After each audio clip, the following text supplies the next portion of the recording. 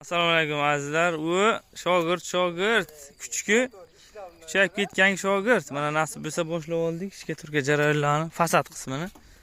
Ichkari qismlarimiz to'liq bo'lgan.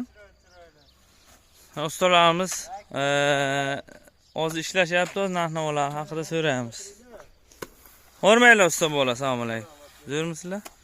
Narx-navolar haqida aytinglar, Qashqadaryo qanaqa narx bo'lyapti? Qashqadaryoga hozir mana padilkamiz 35 ming uramiz. Padmayakda 40 ming 45 ming. 35 ming ekan jilkaga. Hozir bu kvadrat kattaroq ham o'sha kelishtirib 30 dan qilib berilyapti. Ob'yom katta bo'lgan 400 kvadrat. Jilkaga tashlab qilib berilyapti mana.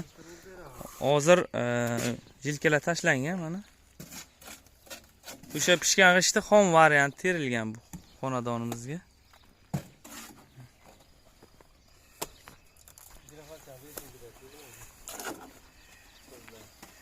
Ish jarayonlar mana. Ishga turgan urushni o'rganing, bilmaganlar, bilganlar uchun shart emas. Shapka ham unga ham uraveradi bular mana. Sapka ham undan urib tashlayveradi.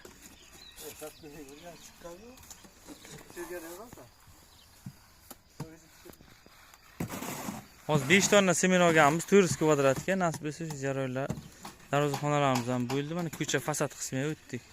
Narki yonboshimiz ham bor va bu qismimiz ham uriladi, yaqinda ko'rsatib o'tamiz. Shilaka blokgacha bo'lgan joyi ishga turga bo'ladi.